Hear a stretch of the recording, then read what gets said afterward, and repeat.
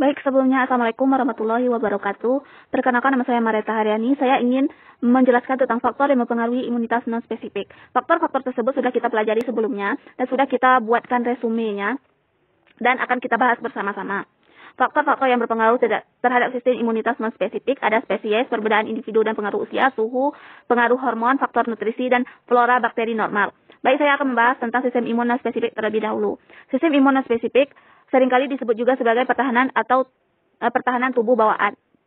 Disebut demikian karena tubuh bawaan karena sistem imunitas non-spesifik ini merupakan garis utama tubuh yang pertama dalam melawan patogen yang masuk ke dalam tubuh kita.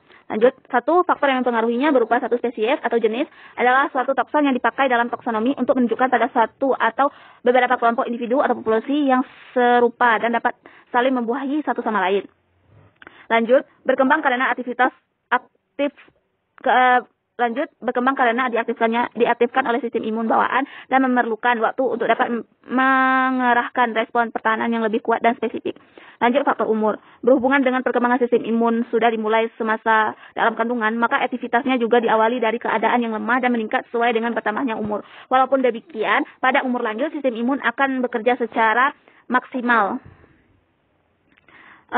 Sebaliknya, fungsi sistem imun pada usia lanjut akan mulai menurun dibandingkan dengan orang yang lebih muda, walau tidak mengalami gangguan pada sistem imunnya.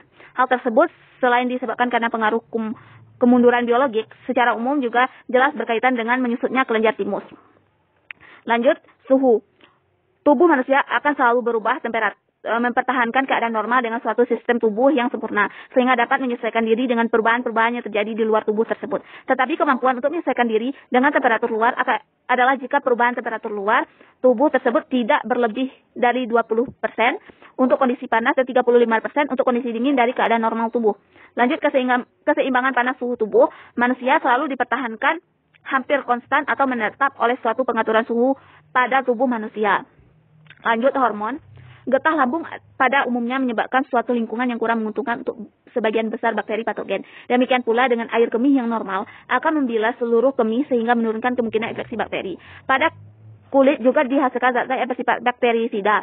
Di dalam darah terdapat sejumlah zat protektif yang bereaksi secara non-spesifik. Faktor humoral lainnya adalah properdin dan interferon yang selalu siap untuk menanggulangi masuknya zat-zat asing.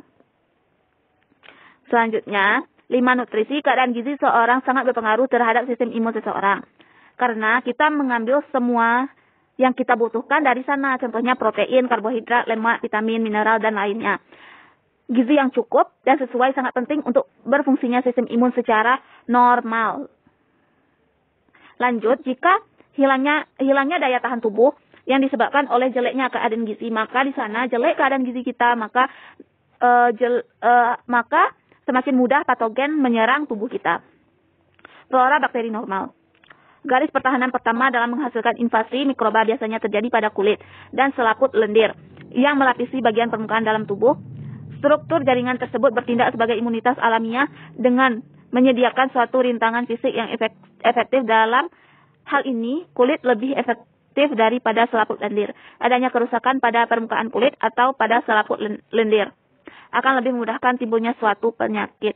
Baik, sekian penjelasan dari saya. Apabila ada kekurangan atau kehilafan, saya mohon maaf. Saya tutup dengan Assalamualaikum warahmatullahi wabarakatuh.